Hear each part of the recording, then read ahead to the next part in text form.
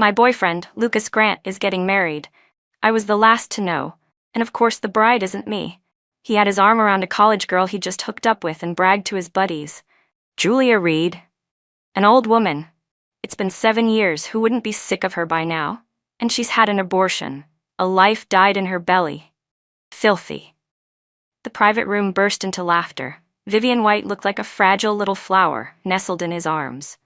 Outside the room, I leaned against the wall with a mocking smile. Right, 7 years. Who wouldn't be tired of it? I should treat myself to something decent too. Something urgent came up at work today. I'd already packed up to leave, but lately my head's been foggy, like I'm coming down with a cold, and my eyes feel a little blurry. I checked the mirror. The Julia Reed who once looked smooth as jade now stared back wan and spent, my polished surface held together by makeup alone. The client suddenly added demands. The younger girls at the company had already grabbed their bags and dashed off laughing. I had no choice but to put the proposal together myself. When I finally finished, it was 9:30. I sent the plan to the person in charge on the other side. About 5 minutes later, my WeChat chimed. Miss Reed, do you have time to have dinner together? I'm guessing you haven't eaten either. It was from Ethan Cole, the young heir of the Cole Group. Word was he only returned from studying abroad last year and his family tossed him a small company to cut his teeth on. But he and my boyfriend, Lucas Grant, have never gotten along. They disliked each other as kids, and as adults, they still try to trip each other up at work. To avoid unnecessary trouble, I turned him down, switched off the lights, and headed out. Moments later, another message arrived, still from Ethan. A photo. My boyfriend, Lucas Grant, had his arm around our company's new college hire, Vivian White. The two of them looked intimate, their eyes practically clinging to each other. Right after that came an address. I knew what Ethan wanted me to see. I slumped in my car and rubbed my throbbing temples. I've been so tired lately, so tired my heart feels numb. Seeing Lucas fool around with another woman, I was surprisingly calm, unhurried. Deep down, a faint voice even murmured, "Fine, let it be." When you love too deeply, it's like a mire. The more you struggle, the deeper you sink. I closed my eyes and took a long breath. After 2 or 3 minutes, I started the engine, pulled out of the underground garage and drove straight to the address. By the time I arrived, the banquet was near its end. Lucas, his arm around his intern assistant Vivian White, was glassy-eyed with drink. Around them, people whooped and jeered, shouting for them to link arms and drink. I stood by the doorway, half hidden behind a screen like a stranger, and watched them cross their arms, stare into each other's eyes, and drain their red wine. "Mr. Grant, are you really going to marry Vivian?"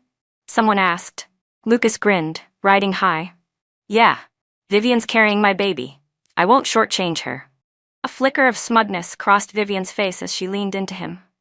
Everyone who knew us understood. Lucas Grant and I were a couple. We started dating in college. Before we even graduated, we began investing in our own company. We didn't have any money and couldn't afford to hire anyone. As the so-called vice president, I was both the boss and the staff.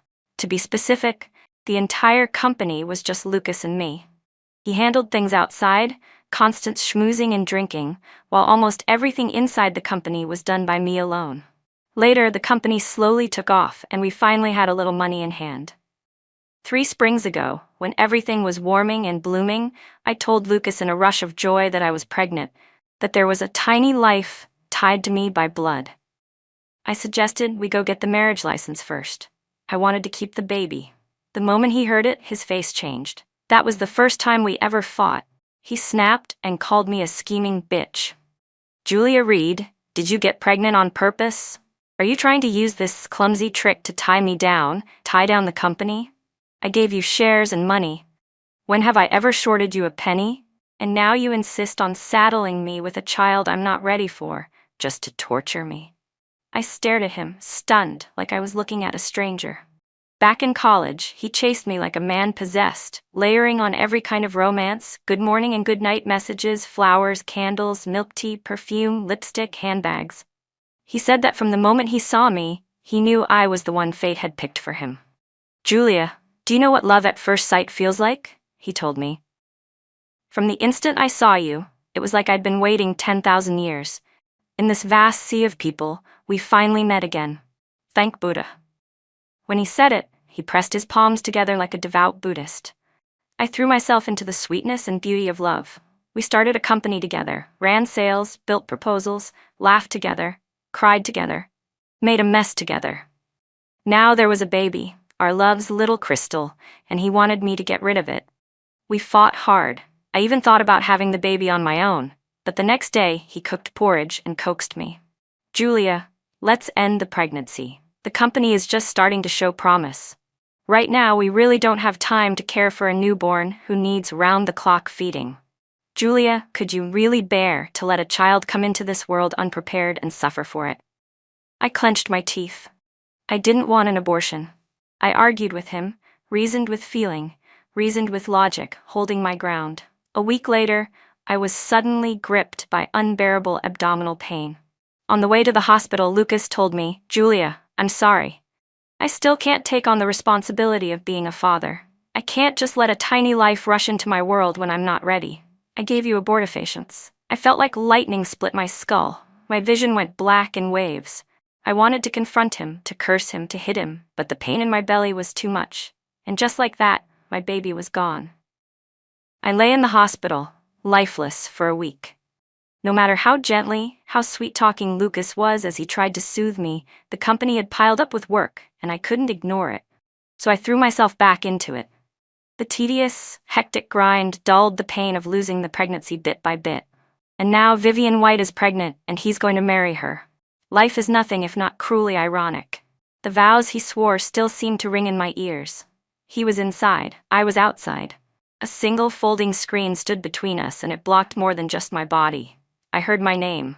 Someone asked Lucas, "Mr. Grant, if you're marrying Vivian White, then what about Julia Reed?" His laughter drifted out. "She can do whatever she should do. To be honest, ever since she had the abortion, I felt she's dirty. Every time I think about a life dying in her womb, it messes with my head.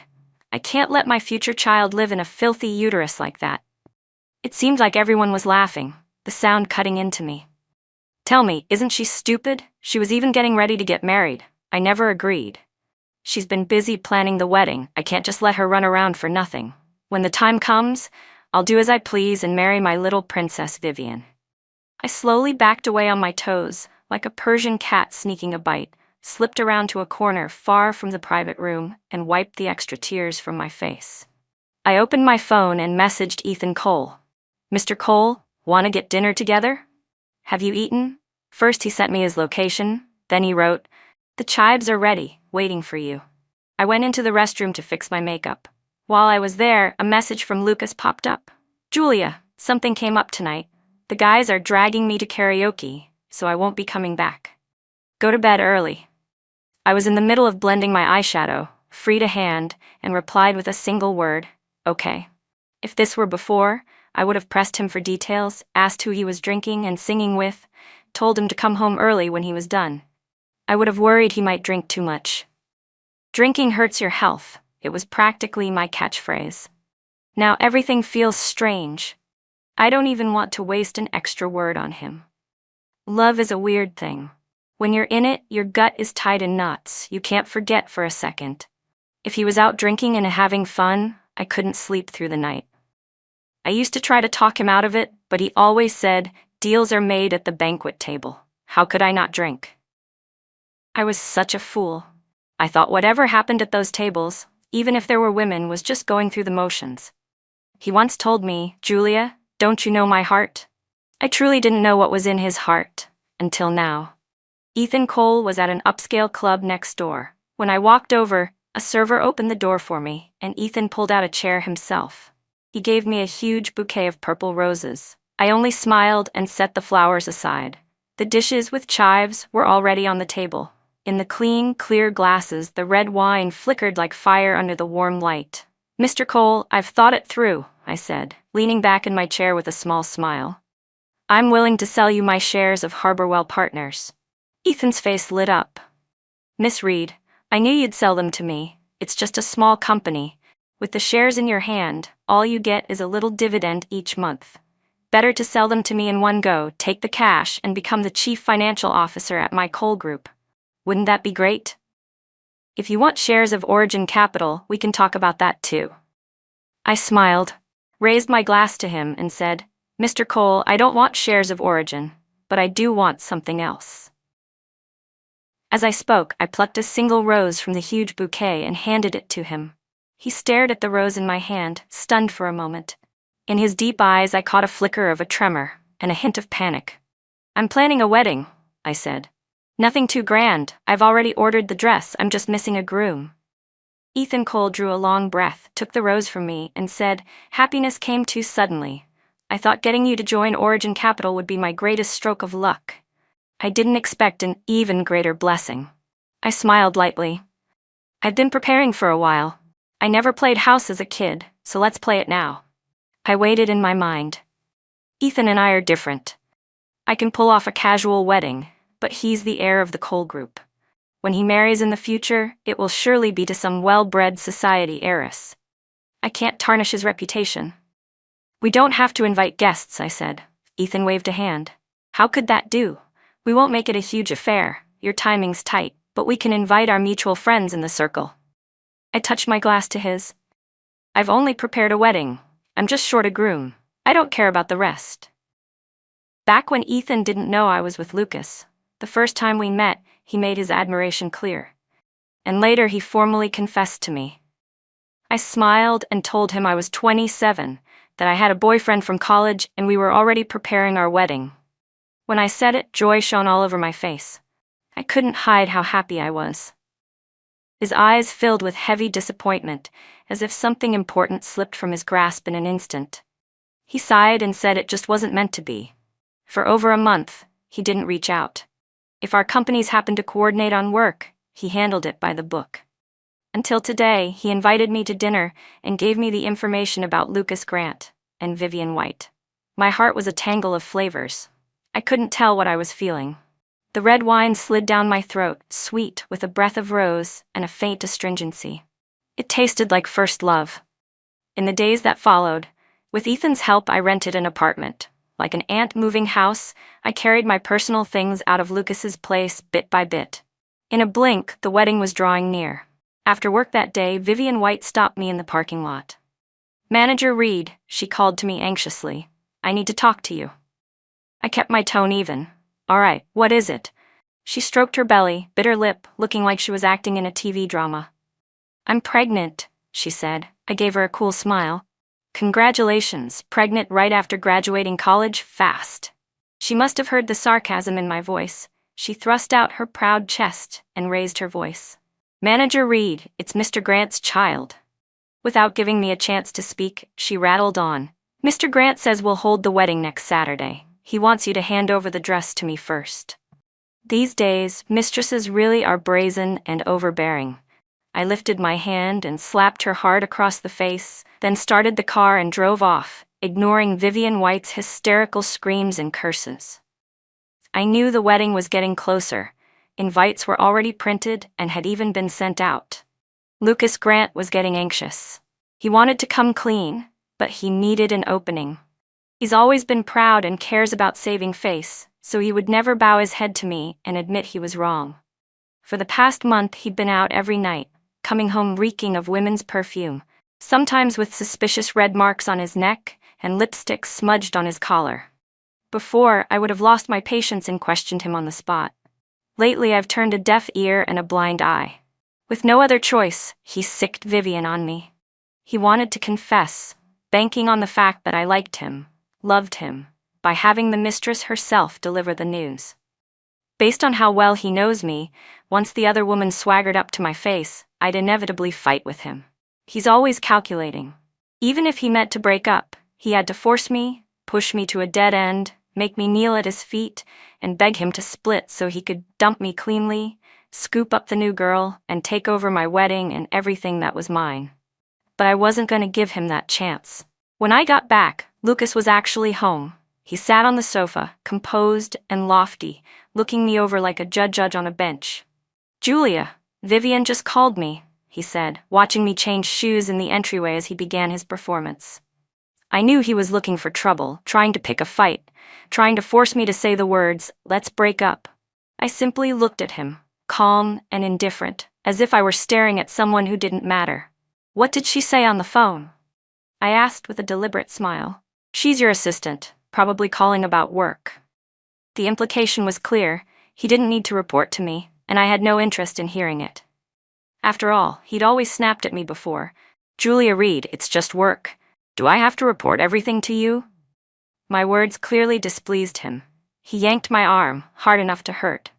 Julia Reed, do you know she's pregnant? I shook off his hand with force. Back when he was chasing me, once I scraped a bit of skin on my arm and he fussed forever, insisting on taking me to the hospital. I laughed it off. It's nothing. Why a hospital? But in the end, he still wasn't at ease. He ran to the pharmacy for disinfectant and personally dabbed it on, fussing over me this way and that, even telling me to avoid certain foods for a tiny scratch. Worried I wouldn't like takeout, he cooked for me himself. The food wasn't very good, but I could feel the warmth of his heart. The gap between love and not love is enormous. I don't know when we started looking united on the surface and split underneath. I smiled and said, I didn't know at first. Now I do. I turned to head for my room. If you don't love me anymore, then whose child is Vivian carrying? Does it matter whether the baby is his or someone else's? To me, it's all the same. The point is, she's shameless. She knew I was there first and still chose to be the other woman, then bounced over to show off in front of me. Slapping her once was already me being polite. But then a man even more shameless than Vivian White blocked my way. Julia Reed, we need to talk, Lucas said. I gave him a sultry smile and stepped closer. Talk about what? About you and Vivian? I know it was for work. That's what you've always said. Vivian got pregnant because of work, right? I get it. I won't make a scene, and I'm not jealous. Lucas just stared at me, stunned. 7 years living together, 7 years in love, building the company from nothing and getting through the hardest days side by side, we understood each other. He was sure I loved him blindly, to the point of losing myself. If I learned Vivian was pregnant and that the baby was his, surely I'd blow my top, turn the world upside down. When it comes to this, no matter how a woman rages, it always ends with the same line. Let's break up. That's the outcome he wanted. But I wasn't jealous anymore. When you don't love someone, the sour sting of love fades on its own. Lucas was Lucas. He pulled out a cigarette and lit it. Julia, I'm really in a bind. It started as a work thing, but now she's pregnant. I'm not that young anymore. My family keeps pushing me to get married. My mom wants a grandchild. I gave an understanding, gentle smile and said calmly, I've been preparing our wedding for a long time. The banquet's booked. The invitations are bought. Lucas grabbed my hand. Julia, he was angling for a wedding. Here we go. I gave a cold little laugh. A wedding? Lucas, are you saying the wedding I've prepared for so long should be handed over to Vivian? I asked on purpose. What do you take me for? He opened and closed his mouth, and after a while finally said, Julia, it's just a wedding. We're not getting a license. She's pregnant now. I need to soothe her. Besides, she's just a young girl, and look at your age. He even slid an arm around my waist and pulled me in. Come on, Julia. Trust me. I'll handle things with Vivian. We've been together 7 years. Don't you believe me? As he said it, he actually pushed me down on the bed, intending to do something outrageous. I rolled away and said coolly, I'm not interested. Lucas, we're not kids. You don't need to give way to some little girl, and you should save your energy to take care of her. Stop thinking about all this nonsense. I wanted to blow up at him, but it wasn't the time. I swallowed my temper. The man in front of me had once stood tall and handsome, features fine as jade. But 7 years from our college days to now, a company boss tossed about in the marketplace, had etched lines at the corners of his eyes. With all the booze and indulgence, the 8-pack he once bragged about had turned into a soft roll over his belt. When I really think about it, he gave me his best years. I can't say I lost out. It's just a wedding. I won't bicker with a little girl over it, I said, and started packing my things. Since everything was out in the open, I didn't want to live under the same roof with him, breathing in the smoke and alcohol that clung to his body. The scent of other women, their bodies, their perfume, made me a little sick. When you love someone, you can tolerate piggish flaws. When you don't, every tiny habit gets magnified. Even his snoring at night sounded like rolling thunder, grating and unbearable. Watching me pack, Lucas's face darkened. He frowned. Julia, what are you doing? I smiled. Lucas, you're marrying Vivian White. I should avoid suspicion and move out. I also slapped your little sweetheart today. Better go comfort her. His expression turned stormy as he watched me fold the few clothes I had left into a suitcase. Only then did he seem to realize that this place where we'd lived together for 3 years no longer showed any trace of me. I'd already taken everything that was mine. He lit another cigarette, his voice carrying a note of gloom. Julia Reed, what are you getting at? I snapped my suitcase shut and rolled it toward the door. What am I getting at? You told me yourself I'm a grown woman and should make way for the young girl. You and she are about to hold a wedding. And I'm still living here with you. What would people think of me? We've been together 7 years. Do you expect me to carry the label of homewrecker for the rest of my life? This time, he just kept his face set and said nothing. The next morning, as soon as I got to the office, I felt the atmosphere was off. Vivian White, eyes red, handed me a small box of cupcakes. Manager Reed, I'm sorry, yesterday was my fault. She bowed to apologize, then added, but I'm pregnant with Mr. Dorofka, Grant's child. There's a little life in me. She stroked her belly and looked at me with a pitiful expression. Manager Reed, you're a woman too. You know how important children are to us. I don't want my child to be born carrying the label of bastard. Please understand. I picked up the cupcake box and dropped it straight into the trash. Coolly, I said, Vivian, whether your child is a bastard is something you should discuss with the man who fathered it. Get married and get the license as soon as possible, instead of coming to me to whine. I'm not the kid's dad. What exactly am I supposed to understand? With that, I headed to my office. Vivian's face went chalk white. Tears pooled in her eyes. She swayed like she might faint. I smiled. Lucas isn't even here. Who are you performing this helpless little flower act for? As for whatever the rest of the company whispered behind our backs, that wasn't my concern.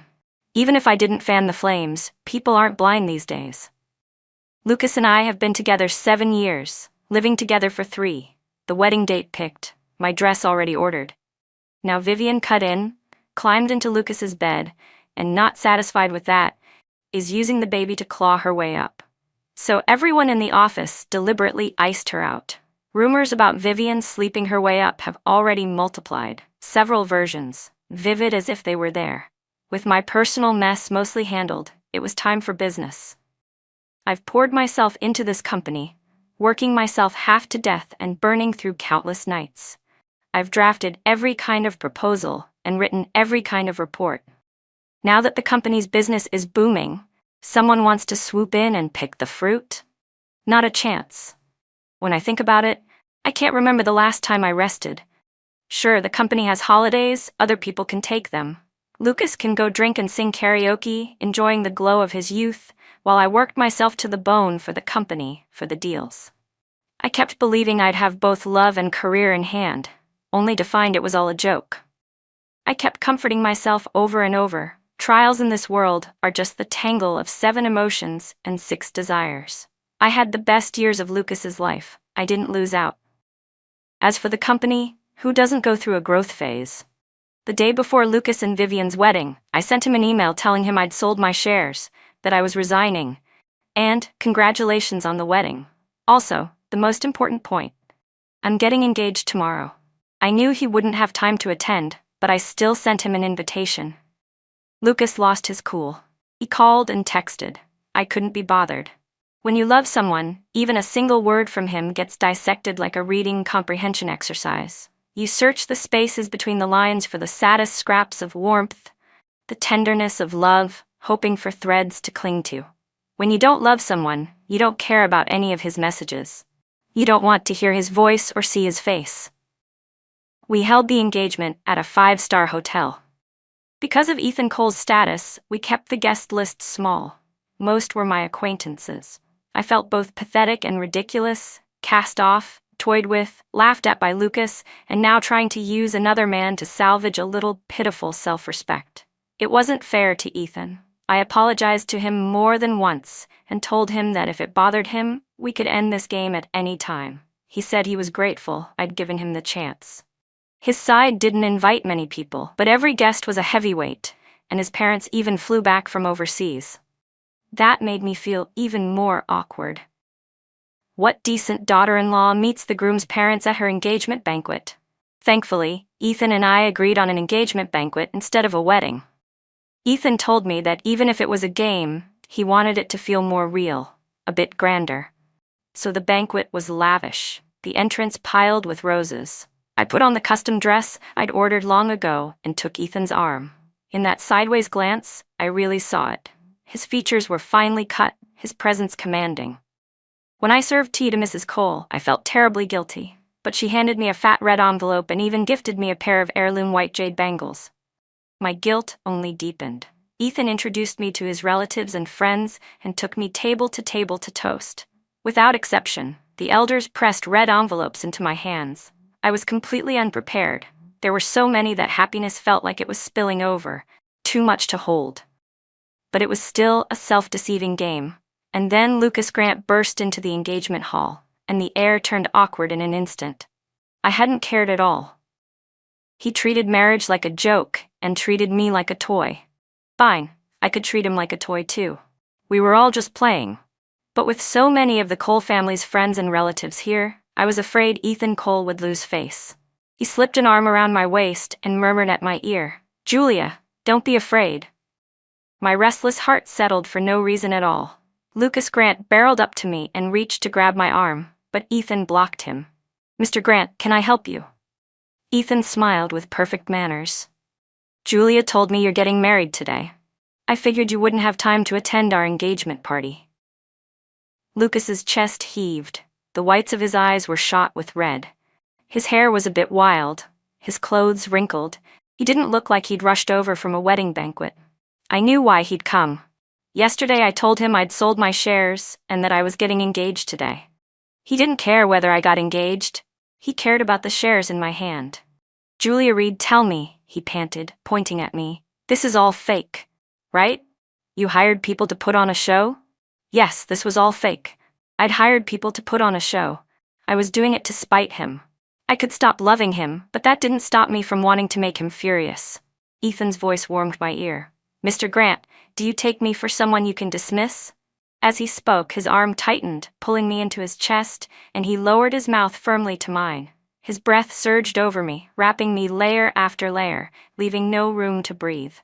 I almost suffocated in his arms. My cheeks burned, surely bright red. Applause thundered around us, a few whistles slicing through it. "Mr. Grant," Ethan said. "I, Ethan Cole, am getting engaged to Julia Reed today. I can't promise forever and ever, but in this life I will never fail her." The promise was so heavy it pressed the air from my lungs. Lucas's face went from steel blue to liver purple, as if all the blood had rushed to his head. He jabbed a finger at me and snarled, "Julia Reed, do you have to humiliate me like this?" I finally caught my breath, leaned against Ethan's shoulder, and laughed softly. "Lucas, I don't know what you're talking about. I was with you for 7 years. Everyone knows that. I'm not trying to hide anything, so I'm saying it openly at my engagement. Now you're marrying Vivian White, and I've found a good match too. I don't know what humiliation you mean." Suddenly, he seemed to snap. He grabbed a chair and smashed it down on the banquet table. Glass and porcelain exploded, skittering across the floor, like our love, shattered by his own hands into jagged pieces that stabbed into the heart, leaving it bloody and numb. I didn't know why he was this angry. Why did you sell your shares?" he shouted at me. But Ethan had already called hotel security and the Cole family's bodyguards to escort him out. Staff moved quickly, clearing the wreckage and setting out fresh chive dishes with practiced ease. Lucas looked like a joke, storming in, then slinking out in disgrace, never even managing to ask the one question he cared about. I couldn't be bothered to explain. The shares were mine. I sold my shares because they're mine, none of his business. After the engagement party, I planned a vacation in Hainan. I told Ethan Cole that I'd been tied up with the company since before I even graduated college and hadn't really had any fun these past years. I was about to take the CFO role at the Cole Group, which would only make me busier, so I wanted to grab this window and take a proper break. He smiled and said, "Okay, go enjoy myself for a few days." After selling my stake in Harborwell Partners, I had a little over $50 million in hand, enough to count as real assets. I dove into travel guides online. Ethan suggested booking me on a tour, but I wanted to roam on my own, go wherever I felt like going. Tours just run you through scenic spots to check boxes. I didn't want to be that busy. At dusk that day, Lucas Grant knocked on my door. I didn't want to see him at all, but I still let him in. He skipped the niceties and demanded, "Julia Reed, don't you think you owe me an explanation?" I tilted my head. "Explain what? Why did you sell your Harborwell shares?" He got in my face, jabbing a finger at me, shaking with anger. "You had to choose this way to get back at me? I've told you 100 times it was just a wedding. Your usual little temper is one thing, but this time you've gone too far. Julia, I won't forgive you." It was so absurd I almost laughed. "And how exactly are you not forgiving me?" I'm breaking up with you," he hissed, eyes bloodshot. "You have no tolerance at all." I smiled, eyes curving.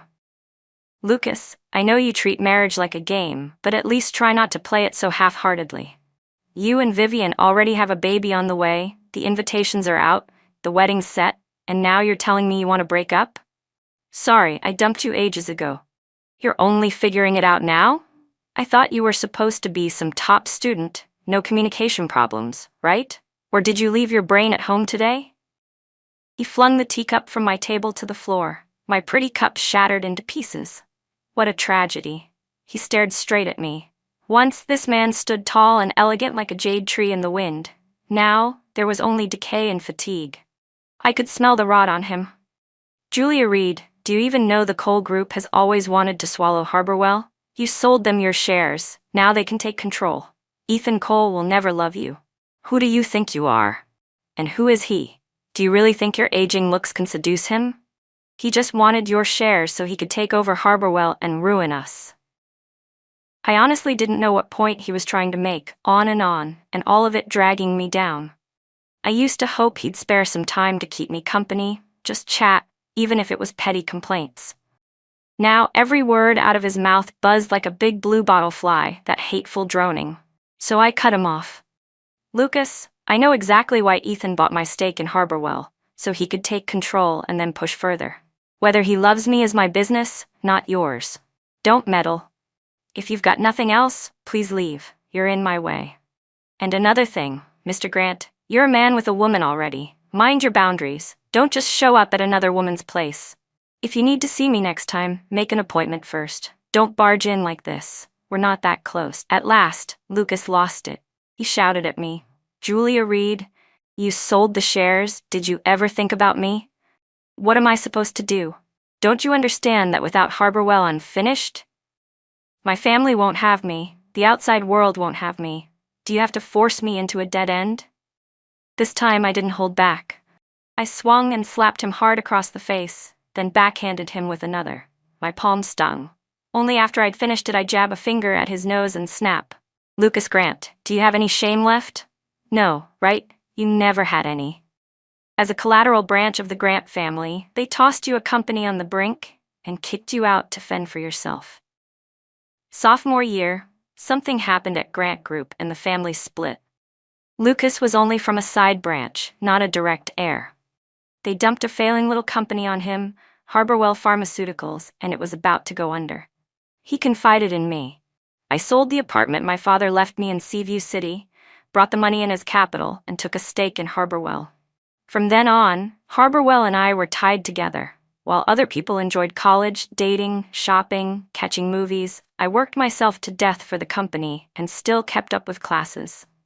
We turned Harborwell around. The numbers got better year by year, and we finally had money. Behind my back, he bought a house without putting my name on the deed, yet dumped all the renovations on me. I proposed we get married. He said we were still young, no rush. Then I got pregnant and wanted to keep the baby. He drugged me. He said the company had just gotten on track, he wasn't ready to be a father, and he didn't want me tied down by chores at such a critical moment. I should pour all my time and energy into performance. Yes, that little company held all my blood and sweat. I couldn't bear to abandon it, so I kept going, fighting, grinding, pushing. Harborwell was supposed to be the witness of our love. Sooner or later, Lucas and I would make it to the finish line. We were just kids, really. 27 and 28. His family started pressing for a wedding. Lucas's mother said Lucas was getting older and wanted a grandchild. Everything seemed to be falling into place. I started planning the ceremony and Lucas didn't object. And then he knocked up a college girl. He said he despised that I'd once had an abortion, that a life died in my womb, that I was dirty. Funny how he never mentions he secretly gave me abortifacients. Now Lucas wants me to hand my wedding over to Vivian White, and he even lectured me that I'm a grown woman who shouldn't quibble with a little girl. What a joke. The ex works like a mule to build his company, the current one gives him a child. Where in the world does a man get luck that good? Lucas, get a grip. Whether you live or die has nothing to do with me. To me, Harborwell Pharmaceuticals is a pig I carefully fattened. Once it's fat, of course I'll sell it. My words seemed to hit him hard. He stumbled out of my place like a walking corpse. I didn't care. I went right back to studying my travel plans. The next day, Vivian White called, hysterical on the phone. In some ways, she and Lucas really are a match. No wonder they ended up together. Their ridiculous talking points line up perfectly. Julia Reed, do you have to use such a clumsy trick to steal Lucas from me? Do you think selling your Harborwell shares will make him value you? We're already married. Stirring things up like this only makes you lose face, she screamed. I hadn't seen the circus at their wedding because I was busy with my engagement, but we're in the same social circle. My feed was flooded with it. The day before their ceremony, after hearing I'd sold my Harborwell stake, Lucas went half mad, drank himself numb all night, chain-smoked, spammed me with messages. I lost my patience and blocked him. The next day he didn't show up to pick up the bride. Instead, he ran around asking where I was. I'd told him I was getting engaged, but he didn't believe it. Not until the banquet actually started did he snap awake and come wreck mine. After he got thrown out, he started drinking again. Vivian kept calling to demand this and that, how much for the bride price, what gold set to buy, then asked when Lucas would deliver his tux. I've never seen a wedding so absurd. In the end, Vivian took a cab to the hotel herself and found the MC wasn't even there. But since the invitations had gone out, relatives and friends still showed up, and the farce kicked off in grand style, then fizzled. From start to finish, Lucas never set foot at the venue. On the phone, I gave Vivian a cool, cutting line. Vivian, Lucas is just a man I'm bored of. Thanks for taking over. Keep a close eye on him and don't let him harass me again. And you can stop calling me too. We're not friends. As for the shares, I sold the pig I worked so hard to fatten. What does me selling my pig have to do with anyone else? Then I hung up and blocked her as well. When I headed to Hainan, a friend told me Lucas had gone off the deep end. He hit Vivian, then smashed 2 laptops at a shareholders meeting and wrecked the conference room. Of course, none of that had anything to do with me anymore. I left Hainan on a clear morning, sunlight lifting off the water like a shard of glass. When the plane touched down, the Cole Group's legal team had the paperwork ready. Cole officially took control of Harborwell, a temporary board was in place, and an independent audit was underway. I signed on as CFO, with one condition. Every decision tied to Harborwell would be transparent to employees and shareholders. It was the kindest goodbye I could give to 7 lost years. Consequences arrived fast. The audit surfaced bloated, client entertainment, bogus consulting contracts, and personal expenses laundered through the books. Lucas Grant was suspended from management, then referred for criminal charges for trashing property at the shareholders' meeting and for domestic violence. He had to issue a public apology, pay fines, do community service, and accept a multi-year ban from holding an executive role in pharma. The same people who once toasted his deal-making now avoided him like a dying spark. Vivian White didn't walk away clean either. A mishandled employment contract, improper perks, and a trail of emails demanding wedding benefits through the company got her forced out by the ethics committee. The media's little princess became the checklist queen. She left town quietly. Her social accounts vanished after one short note: "I need to learn how to grow up." It was the first true thing I ever heard from her.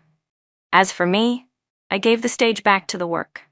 We kept Harborwell's best technical team, killed the glitter contracts, boosted R&D and employee benefits, and opened an internal whistleblower line. Next quarter, Revenue didn't rocket like a fairy tale, but the line straightened, cleaned up, and finally made sense.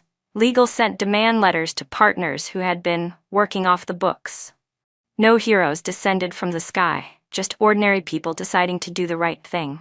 Ethan Cole stayed beside me, not promising forever, only saying, "I won't fail you in this life." We tore up our engagement game and started over like adults. Real dating, real work, real respect. One evening we walked past a row of ginkgo trees outside the new headquarters, yellow leaves falling like confetti. Ethan asked if I wanted a small wedding. I smiled. When I really want one, I'll say it first.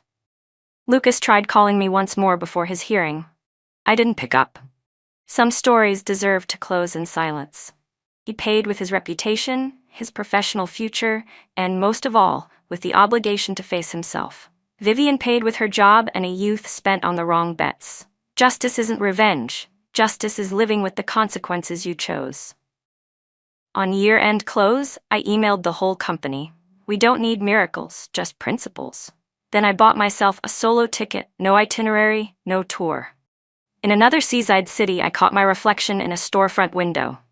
Light makeup, the faint brown speck beneath my lid someone once called Lucky Cinnabar. I laughed. Luck isn't a birthmark or a destiny. It starts the moment you decide to stand with yourself.